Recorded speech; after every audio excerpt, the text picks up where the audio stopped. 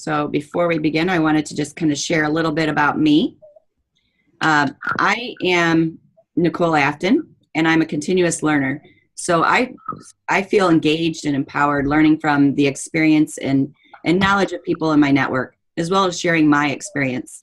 The journey of development events is a way for me to continue my own personal growth and development and support others with their development and growth.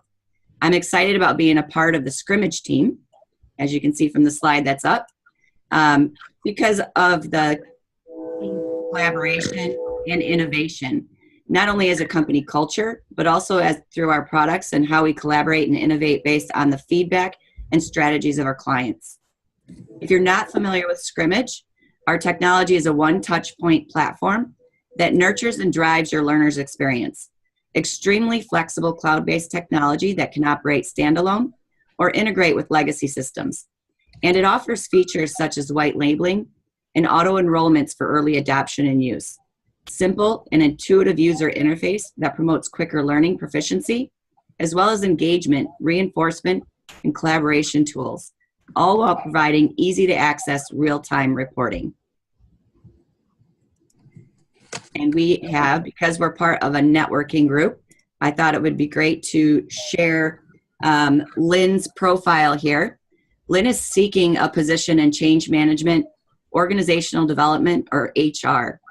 If you're aware of something that you think might be a fit, please reach out. I forgot to grab her LinkedIn, the link to her profile. I'll put that into the chat box here shortly. But if you know anything, reach out to her or let me know, and I can share that with her, and we can go from there. She's looking for something in the St. Louis area, Kansas City, Midwest, or even the Southwest region of the U.S. She's open in industry. She has 5 years of leading innovation experience, as well as over 13 years in human resources and people management. Again, if you know of an opportunity that would be a good fit, or you know of someone who might be able to connect her with that fit, please reach out.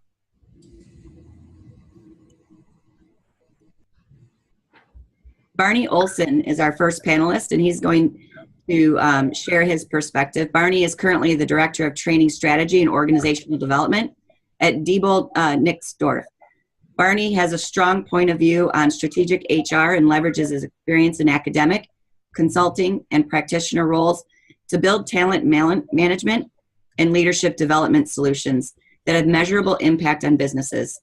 Today, Barney will be sharing a success story from his experience at HNI Corporation, where he designed a leadership development program that produced a $720,000 return on investment for a group of 48 first-level leaders.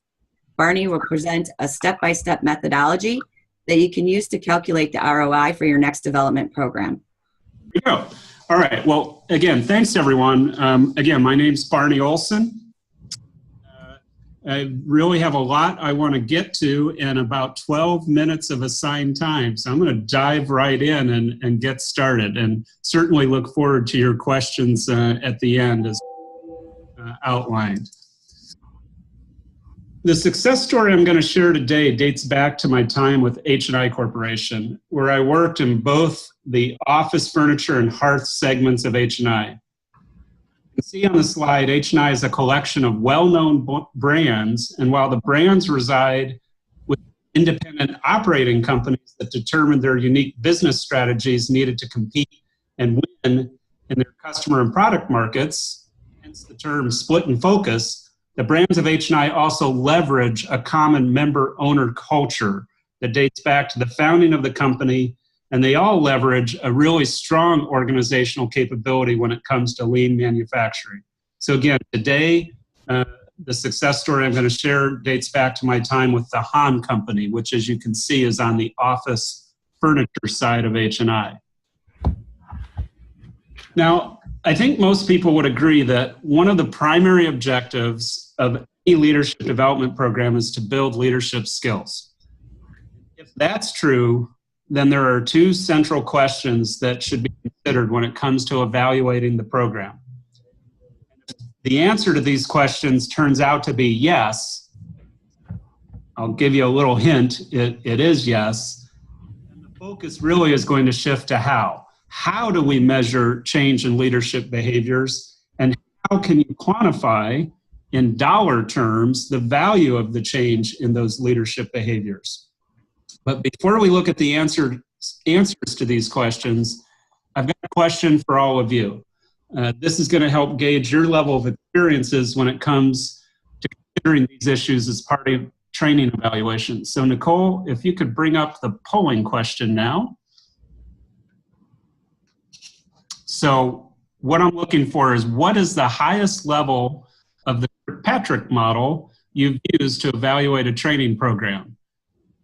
I'm assuming most of you, if not all of you, have heard of the Kirkpatrick model, but if you haven't, that would certainly be an NA. But for everyone else, if you've heard of it and used it, looking for the highest level you've used to evaluate a training program. So responses are coming in. Right now we have a few, most of it's leaning toward level 4, and pretty even with not used in level 1 and level 3. Okay, but mostly on level 4. Yep, 40% at level 4. Okay, why don't we just take a few more seconds? It's a pretty straightforward question, and then you have a way of showing us those results? Yep, I can publish it now if you'd like. We've got yep. Right here, and then share. Can you see them? Yeah, okay, perfect. Yeah, so kind of a spread, which is great. So, I mean, I think for those of you that have done this at level 4, that, you know, today's success story that I'm sharing is really a story at the level 3, level 4 behavior. So I think for obviously about 60% of you, this is going to be probably pretty familiar territory, but hopefully still useful to, you know, see how we did it at H&I.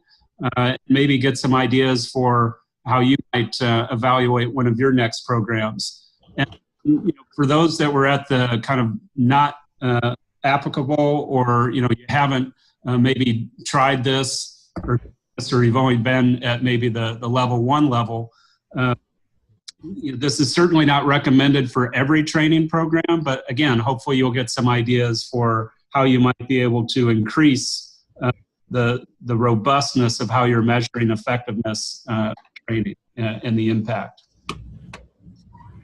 Thanks everyone for taking that quick poll. Appreciate it. So step 1 really is to begin with the ROI in mind. So you know, as you might have expected, again, the answer is as to whether we can measure behavior change, of course, is yes.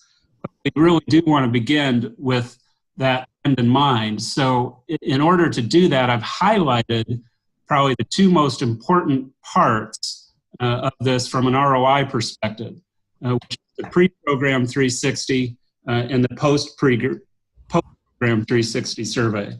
So we're looking at, again, the program design for leadership foundations at the Hahn Company. It was a 9-month leadership development program for 48 first-level leaders.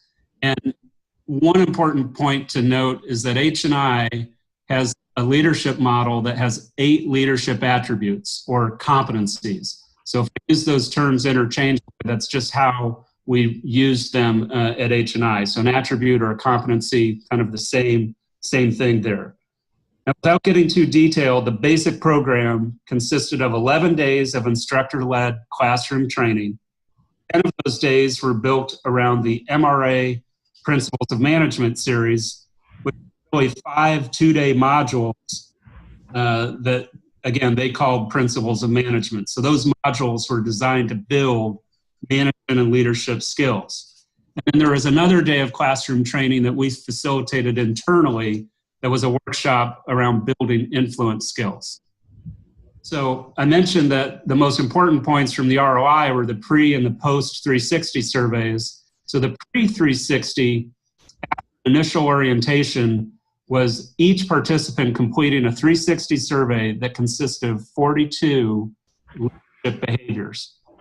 And then with the insight from those 360 survey results, each participant identified 5 target leadership behaviors. These were the behaviors where change would matter most for their growth and development as a leader. And those target behaviors then became the focus of their individual development plan as they completed the actual Leadership Foundations program.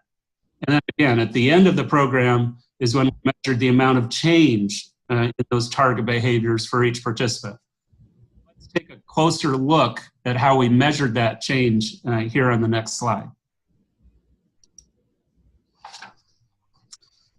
So here you're looking at the template we used for the post-program 360. The post-program 360 was very short. It measured the 5 target behaviors for each participant. Again, those were the behaviors from their own individual development plan. The respondents also had an open-ended question that allowed them to provide additional feedback. But from a measurement standpoint, we're really looking at change in the 5 target behaviors as measured with this scale. So that's really the key from a design and an ROI perspective, is what we did with this rating scale. It's designed to measure behavior change, and the response options reflect that. We tried to give very clear instructions to the respondents so that they could select the response that most closely matched their own observations and interactions with the participant. So let's take a look at the results on the next slide.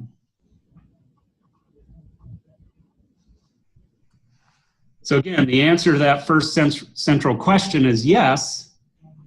And I've shown you how we did this with the post-program 360 using that rating scale designed to measure behavior change. So let me make a few observations about these results. I actually like the right half of this graph as much as I like the left half. And why is that?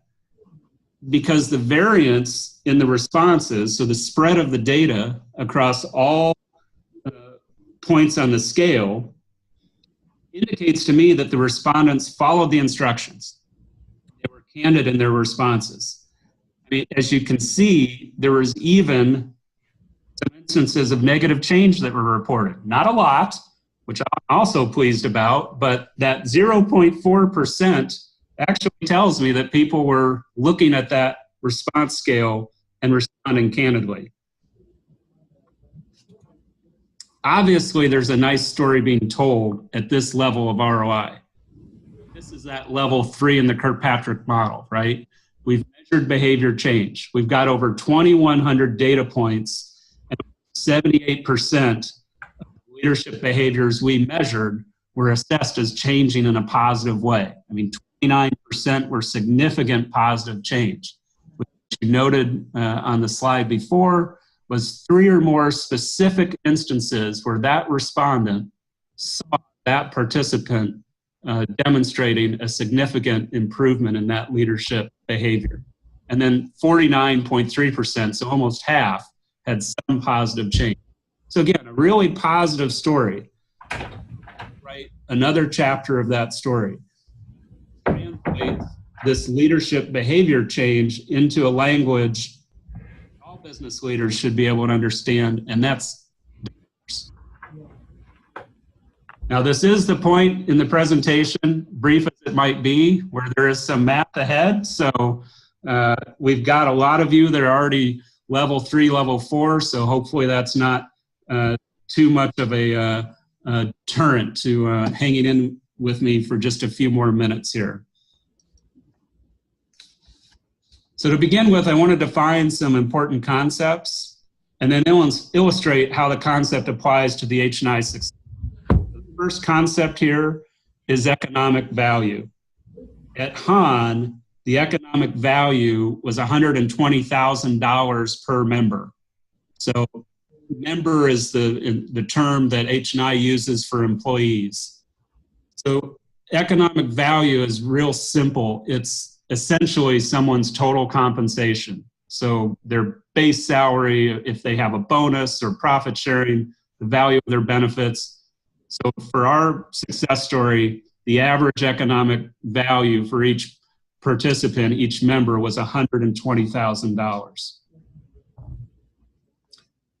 The next concept here is determining the value of the competencies. I mentioned earlier there were 8 H&I leadership attributes. And another important point here then is that at H&I, the performance model, pretty typical, focused on 50% of performance being derived by what or the results that someone was achieving. And we assess the other 50% of performance as how someone achieved those results. So the attributes, the competencies that they displayed on the job. So putting all of that together and kind of keeping our little pie of economic value and now dividing it out, gives us the value of each competency at $7,500. So at 1/2 of performance that we say is based on attributes or competencies, I'm literally then taking 60,000 and I'm dividing it by 8. That's how I got my competency value. Now stay with me. It's about to get really fun. All right, so remember, we've measured behavior change with the post-program 360, but we're trying to express the value of that behavior change in dollar terms. This is where I like to apply some of my experiences in both academic circles as well as even the consulting side to bear here. So the question we're trying to answer is, how much is a unit of performance worth? I've only got a few more minutes left. We're not going to turn this into a PhD dissertation seminar, but I would simplify it like this. Based on some early research, actually one of my professors did a lot of this early research in the field of personnel selection. Early research estimates found that the value of a unit of performance is about 40 to 60% economic value, 40 to 62 to be precise. More recent studies, a lot of consulting firms have been doing a lot of this research as well to some of their ROI data, some life, and they found that the value of performance could be 10 times or even 20 times someone's economic value. So they're also trying to sell something in most cases, and so I'm going to be real conservative. And so if you look at how I applied this research findings, whether it's from the early research 40 years ago or the more recent consulting studies, I'm going to be conservative when I apply these estimates to the H&I success story. And I'm going to say, so if you kind of think about it like this, conceptually, again, here's kind of what we're saying. The value might go up as you get higher levels of performance. It's maybe, the curve is increasing, right? 10 or 20 times is the positive slope there. Well, in H&I terms, I said, look, I'll take the midpoint of the original research, and so I said it's 50%. So if I'm kind of expanding my pie of performance outward to the P1 curve, I'm saying that that's going to increase my value by 50%.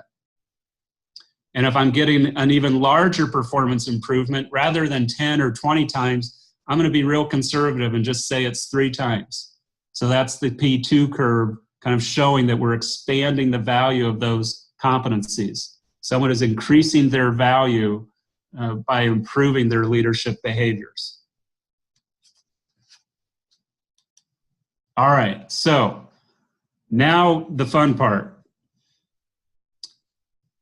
Step by step, this is how I got to $720,000. Real quickly, and certainly can take more questions if there are questions at the end. The total competency value, $15,000. How did I get that? Those 5 target leadership behaviors, on average, mapped back to 2 of the leadership attributes. So I took the value of those attributes and 2 on average for each person. So the total competency value that was kind of in play, if you will, was $15,000. Now I'm applying my research findings. So the 0.5 and the 3.0 from the previous slide. So the value of 1 unit of performance improvement, which we might also call some performance improvement, some positive improvement. So the value of that is 50%. the value of 2 units of performance improvement, which we might also call significant positive improvement, going back to our post-program 360, we said we applied a factor of 3.0. So you can see that someone, again, could really be increasing their value of their behaviors if they're improving at a very high level. Now I apply my actual post-program 360 results. So I took that 49.3%, that's the percentage of behaviors that were measured to have some positive improvement. I actually subtracted the negative, and I got that 3668. I did the same thing. I took the 29% of all the behaviors that were measured as having improved at a significant level, and I took that times the $45,000. These are all per participant or per member figures until the very end. So I add those two up in steps 4 and 5, and I get the 16,000 and change. I take out my investment, which was the $1,500 that we paid our partner, MRA, was our external partner, and I get a participant ROI on average of about $15,000, and multiply that by the 48 participants that were in the program. So back to our second central question. Again, the answer is yes. And I know that was quick, hopefully not too painful, but hopefully now you all have a better understanding of how I measured the ROI at $720,000. So some closing thoughts before I turn it over to our next panelist. Be selective when going to level 4.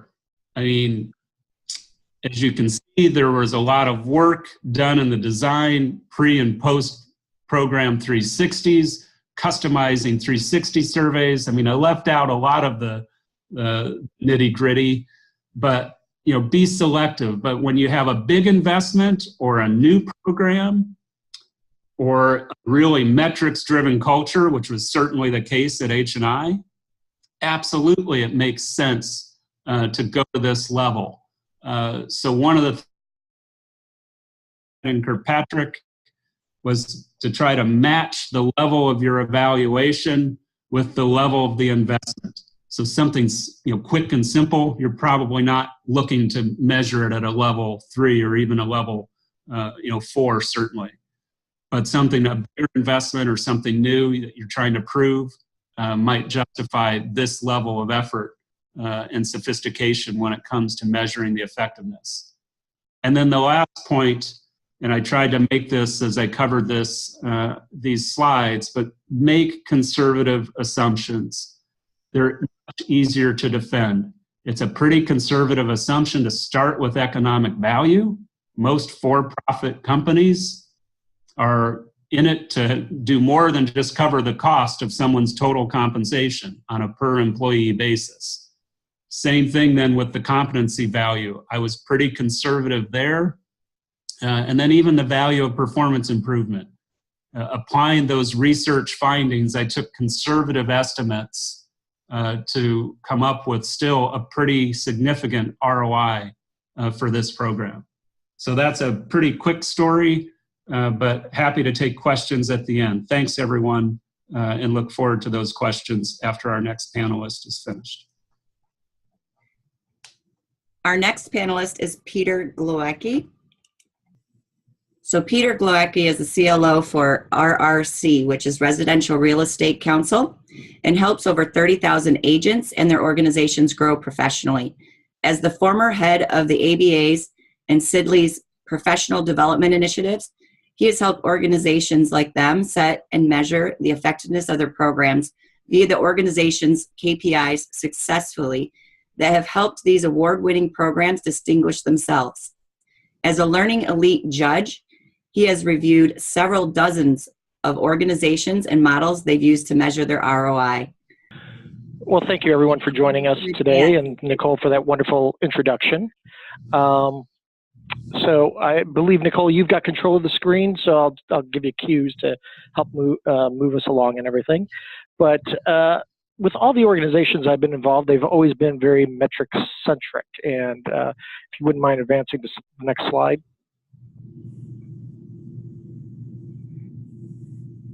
For some of you, if you're not familiar with Peter Drucker, he's been known as the, founder of modern management. And this quote has always stayed with me as I got into my professional career. If you can't measure it, you can't manage it. And that held true for training and development. When we look at the organizations we work with, they're always measured, at least the organizations I've been with, they are founded around measurement. Down to the minute. If you think about law firms where I started with, they measured down to the very minute. Those that have dealt with lawyers, very well that they bill by the minute. And so efficiency, effectiveness is essential to anything that they do. From a training and development perspective, advancing to the next slide, Nicole. Dr. Jack Phillips, for those of you know, he took what Barney just referenced, the Kilpatrick model, and added a layer, ROI, which is what brings us all here today. And how do we measure that? What do we do to show that positive return? Barney demonstrated one great example of a success story. I'll share a little bit about how we do it here currently with the council, but that puts it in terms that the others in the organization understand the dollars, the cents associated with the training. We all do a wonderful job of measuring the behavioral changes, the development changes, all the various metrics that are organizations. What does it mean at the end of the day to your shareholders, to the managing partners of the organization that are coming back? They're looking at the dollars and cents, and ROI is one way of doing that. So simply, just to make sure we're all on the same page and everything, at least the way we use ROI, it's, if you go to the next slide, Nicole. Very simply, the program benefit minus the program costs, and then divide that by the program costs and multiply that by 100 to come up with a percentage. So at the end of the day, when I go to my board, when I go to the shareholders or anyone, any of the folks that are holding the financial purse strings, I would like, when we start off with education, as Barney mentioned, it's important when you start any initiative that you're able to identify, if you invest in X, with X, we will return a percentage back to the organization. And that's what we start all of our initiatives off with, is looking at just that. What will be the ROI?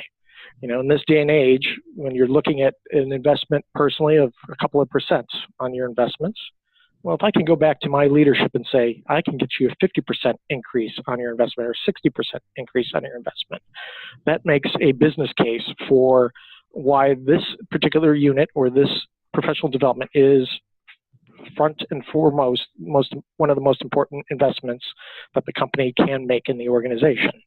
So jumping ahead to the next slide, just to give you an example of how the equation plays out. If we took, for example, the program in terms of sales or something that had been increased, if we look simply that there's $100,000 in increased sales that takes place as a result of someone going through the training. And this could be, we'll go through some more examples shortly, but looking at a number of sales agents that are coming through the training, multiply that by their increase in sales and to come up with 100,000. For example, then if the program expense to go through the training, say it's a series of webinars and monthly coaching, it costs about $60,000 once you factor in the staff, the delivery expenses, and the content. So you subtract that, then you divide by that same program cost, multiply by 100, comes up with the 66% increase.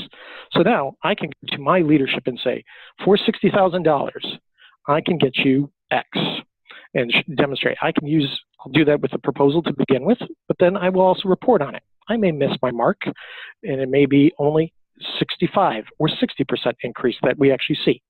That's fair, but at the same time, I've already set up a very credible relationship then with my board and the leadership based on sharing metrics that we can all work off of. So why would an organization, if we could advance to the next one, why a return on investment in training is essential. These are a couple of questions that when I come into an organization, and for example, with my previous ones, Sidley, the American Bar, and even now here with the council, professional development is one area that ROI is typically very few organizations get to it. I'm very impressed with the 40% that the earlier poll showed that we were at, but I know everybody can get to that level. And here's why. One, it shows management in credible terms, as we were just mentioning. The training is a good investment. It helps further position us if there are budgetary issues. Many of us have gone through 2008, other economic downturns. Well, one of the first places that organizations generally look they start looking at their expenses. And typically, professional development, the training and development function of an organization, is not one that has revenues associated with it. Well, how can you demonstrate that you are of value to the organization? This is not one that will impact. This will impact the rest of the organization. So ROI is a great way of doing that. It also further helps explain to new leadership. Say you have a new CFO, new executive, new boards that you're reporting to. It reinforces quickly in terminology that they understand why this is such an important investment. And then helps also prioritize working capital if resources do become scarce at some point in time. So I was curious if there's any, Nicole, if we can open up the chat, and if anybody has any others, suggestions that they would like to post, share with the group about why we should measure ROI, would love to do that, and we'll come back to it during the Q&A, and we can highlight some of those. So going to, jumping ahead to the next one now.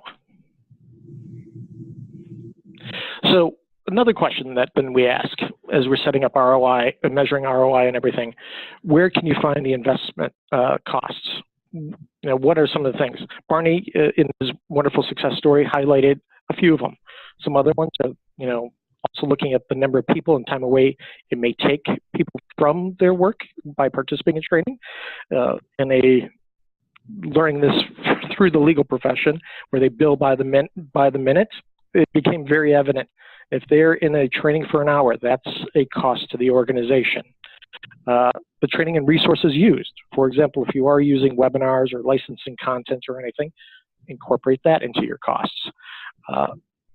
For example, if you have to pull call center representatives and they have to backfill it with temps, for example, as part of the training, that's another cost you should factor into your training and development expense as well too. Regulatory fees, applications, for example, we deal with continuing education requirements routinely. Much of our training now also assists with them meeting their continuing education requirements. There are fees associated with that as well too that should be incorporated. And of course, all the other expenses associated with the delivery instructors and the professional development team as referenced.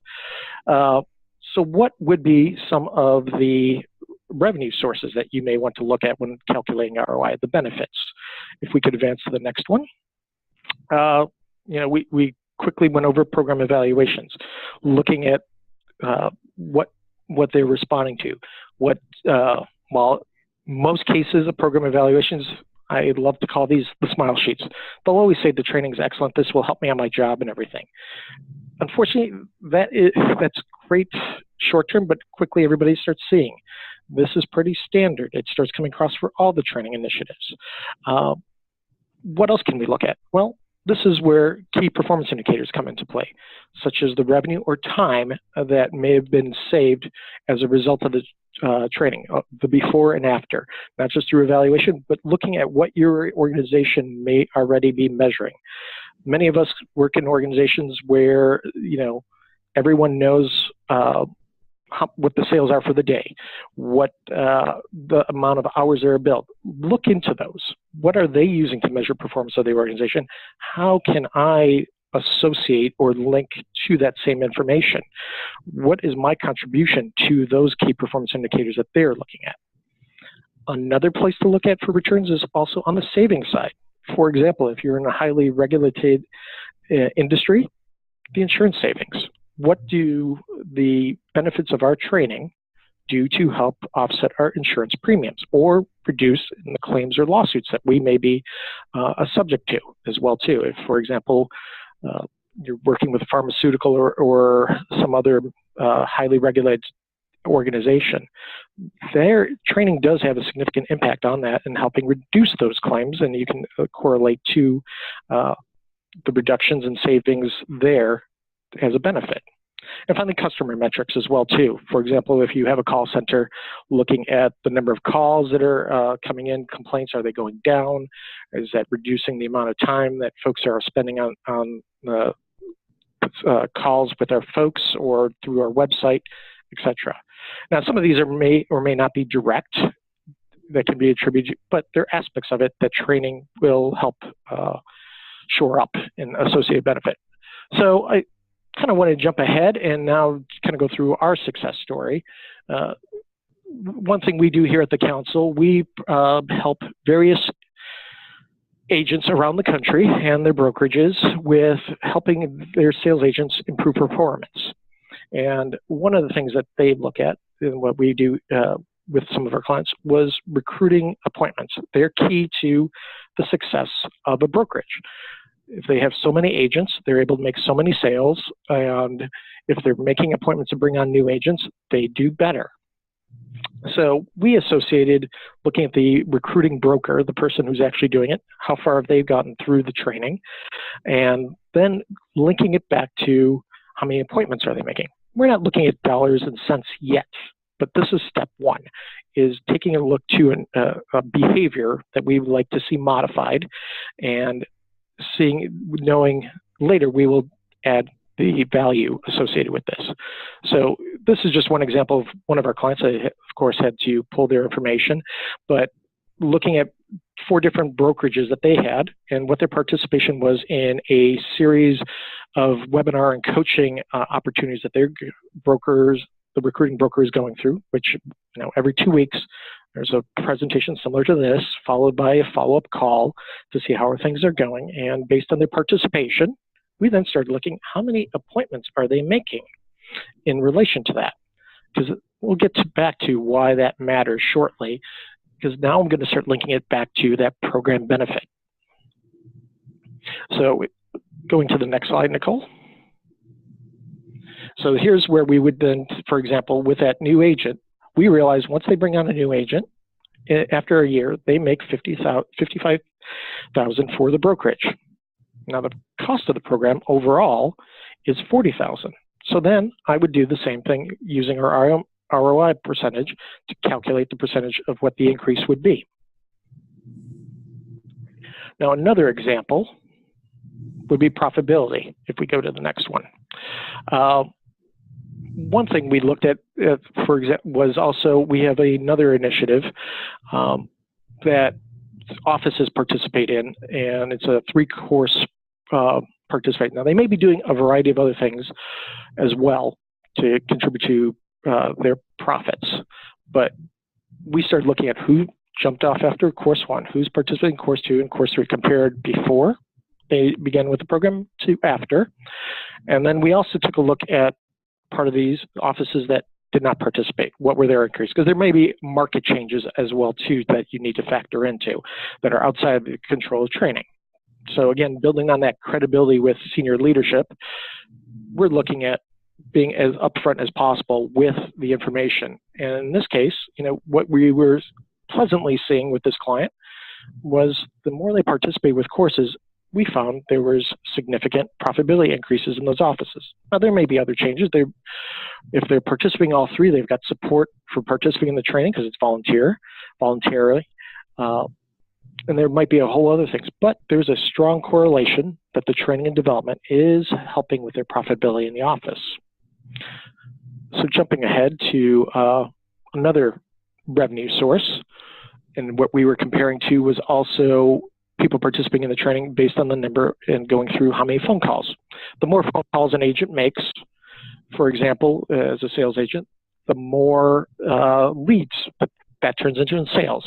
So one of the, this is just folks that have kind of introduced, made sporadic involvement in the training. We broke it down into 3. and then others that were routinely involved in the program.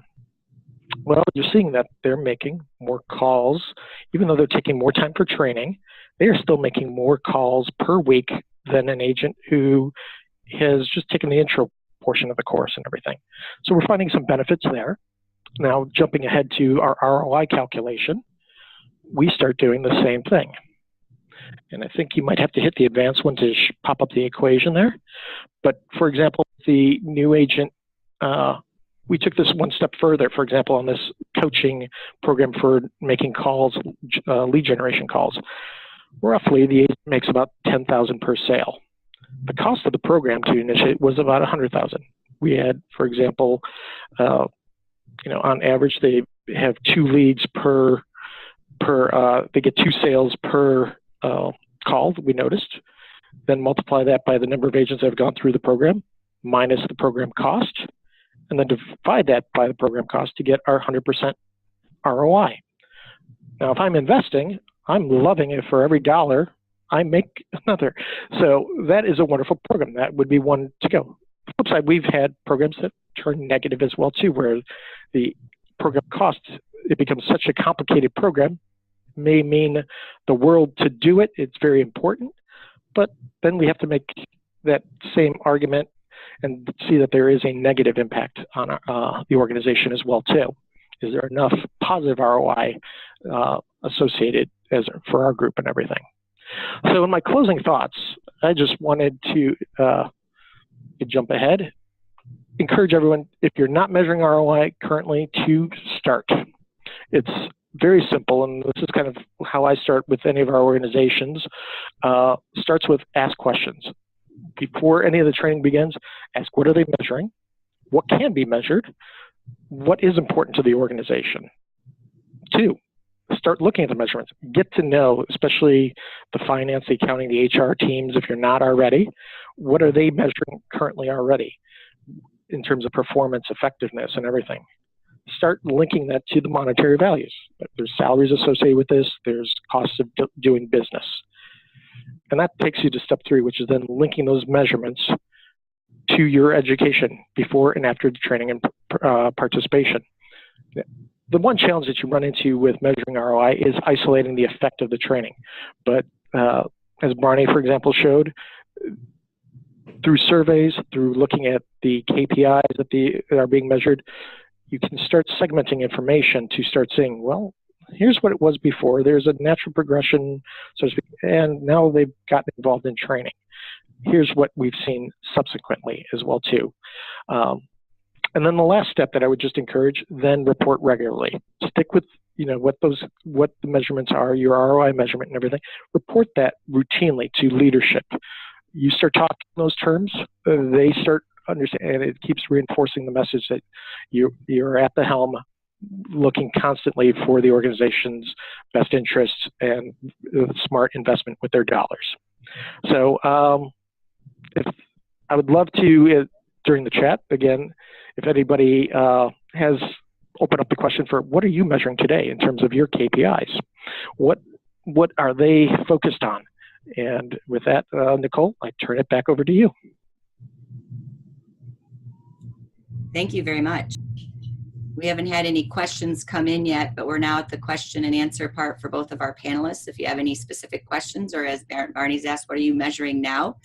If you'd like to dig into that a little bit, go ahead and submit your questions. I think that I love that you guys went through details on being a little bit more specific with measuring specific programs. But I'm wondering, do either of you utilize a dashboard concept where you kind of bring in a picture of the company and you're showing that progression over time for various KPIs in the organizations? This is Pete. Yes. I mean, some of these charts that you're seeing right now are actually parts of dashboards for particular clients that they're showing the progress over time. So going back to the agent phone calls, for example, not only are we looking at what it is cumulatively for the year, there's a dashboard that they get access to and we review weekly. How did they do in comparison to previously? What is that metric for folks participating in the training? We always keep that training element as part of that dashboard. And in my case, I would again kind of go back to my time at H&I. Actually, comes to mind H&I, and especially the other side, the Hearth side of the business, where I also spent some time at Hearth and Home Technologies. Very visually managed company, lots of dashboards and metrics. So didn't use that per se on kind of a development program level, but at a higher level to measure our HR functions. So I think it's a really important concept if you can tell your story in pictures. So I love the question, because that's really what a dashboard is. It's a way to simplify and present something that more people can probably understand if you get the right visual. I think it needs to match your culture would be the other piece that I would add. So, for example, at Diebold Nixdorf, I'm new to the organization. I haven't seen a lot of evidence yet that we're oriented that way. We might get there at some point, but so I think the cultural fit of any tool or metric or visual is also something to consider. And Barney, you raised a good point. Coming from my last organization, they were into spreadsheets. They came from the folks running the finance department. Everything were big on spreadsheets. Occasionally went to graphs. So coming in with something very visual right off the bat, I would have been the cultural shock to the organization. Flip side, they wanted to keep the graphs very simple. So that's a great point, I think. Yeah, I think it's something I've learned over time is just how important that cultural fit is, whether you're designing the program or figuring out how you're going to measure it or tell the story about whether or not it was successful. We have a question submitted by Nicole. Peter, can you please repeat how you got $100,000 as a program benefit in your first example of the ROI calculation? Oh, in terms of, I'm sorry, I'm trying to make sure I follow here. In terms of the per sale, I believe that was on the new agent income per sale when we went into the phone, right after the phone calls. It's slide 13. Right here.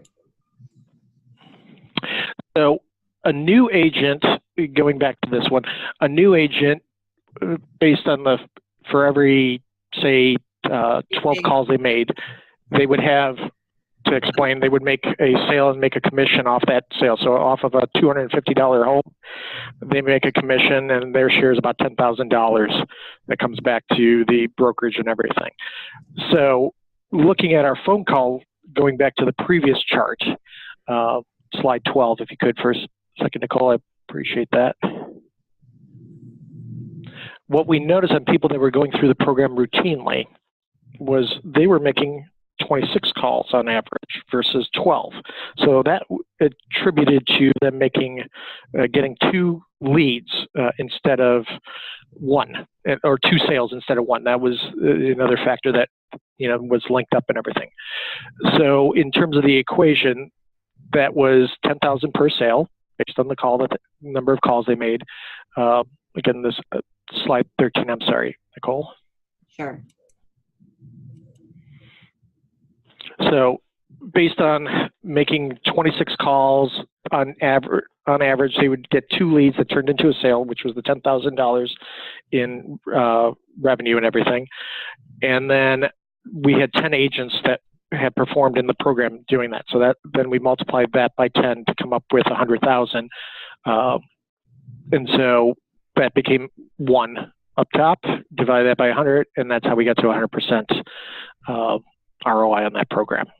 Now she said she meant the one that you had a 66% return. So I'm going to go a little bit further back. Oh, okay. I'm sorry. A generalized right here. Yeah. So this was just a generalization in terms of the equation, how the equation works for determining an ROI percentage.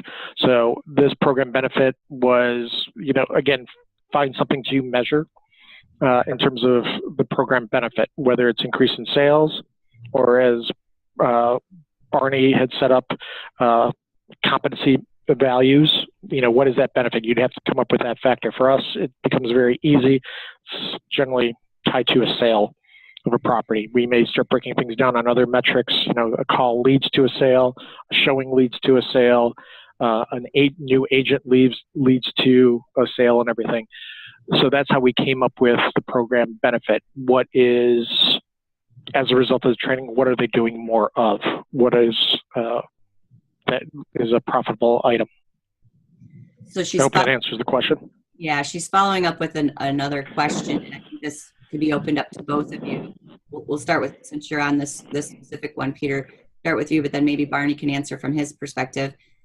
How do you predict the increase in sales or whatever that behaviors that or KPI you're measuring before the training? How do you predict that? Well, I can take a stab at least at how we have the luxury of many of our programs other offices have done. So in representing 30,000 agents and stuff, a lot of our programs, there's some background in terms of what the performance changes have been subsequently. We do need to go back and to look at each particular organization to see what are their profits, what are their revenue sources, and everything to link that back to them. But it is using your historical information to some extent to speculate. You are speculating like any other investment. What could be the benefits of this? And I'll be on the more conservative side with our teams when we're looking at what the benefit would be. But if otherwise my team's always challenging when they come up and they can't identify what the potential benefit would be as a result of the training in terms of dollars and cents. Why are we doing the training? Just because it's the right thing to do, or because there is an impact to the bottom line? Just to add, a couple thoughts. I like the idea as Pete was outlining. Yeah, if you have any evidence from other sites or locations within your business where you can look at some data to help you predict, I think that's always a useful exercise. Sometimes you don't have that if you're in kind of a pilot mode scenario where you're maybe trying to do something or thinking about doing something for the very first time. The other thing I guess I would add is if you're bringing in an external partner to help you, they're facilitating, it's their content or their program that you're bringing in to a group of learners. Ask them, if they have collected some of that data. Always be skeptical because, with any external partner, right? But I think you can sometimes get at least an estimate, as Pete said too. It's about estimating, and I would also echo, again, being conservative with your estimates, so that you have a greater chance at exceeding, the expectations. And it just doesn't much, when you're talking about training, and I think that's the value that the H&I story demonstrates, is it doesn't take a lot in terms of behavior change to really equate to some significant impact. You just have to put forth the effort to measure it, so you actually do have some numbers to I had let Nicole know that she had been opened up to ask further questions, but it sounds like you've answered the questions that she had. And then the question came in asking if the program's recorded. Yes, it is recorded, and everyone will have a link to it after the program. I'll also be posting it out on LinkedIn so others can partake in the learning opportunity that we had today. As no other questions have been submitted, so as a final thought, Peter or Barney, do you have any closing thoughts you want to share after listening to each other and some of the questions that were presented? Well, I'd just say it's a really important topic. I think Pete, did a nice job talking about that, and hopefully I added some thoughts that were useful as well.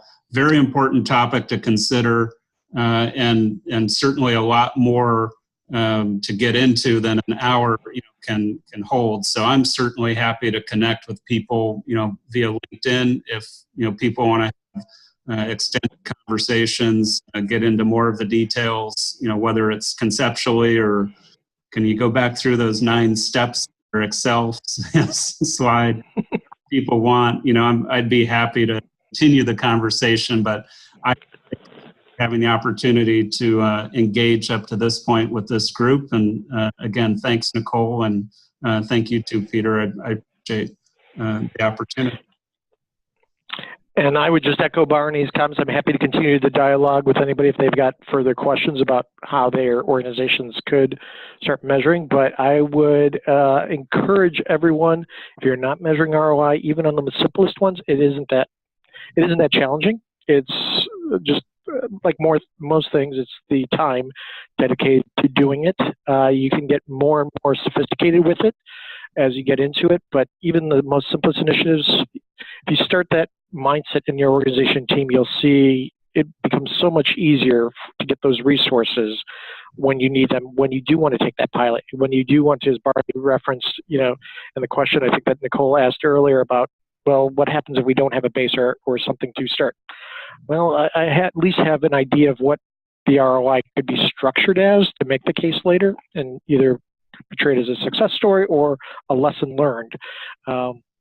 The sooner you get into that mode, the easier it is to do, and the success you'll have will be tenfold. So thank you again for this opportunity to share my thoughts. Well, thank you to both of you and to all of our attendees for participating today. I want to invite you to save the date for our next 2 programs. The next one will be on gaming, where panelists will share what's working to improve learning retention, proficiency, and overall learner engagement. And then in September, we're going to be talking about agility. What is your organization doing to help employees be positively engaged in the complex, rapidly changing conditions? Thanks again to everyone for participating today. I hope you have a great day, and I'll have the recording out to you here shortly.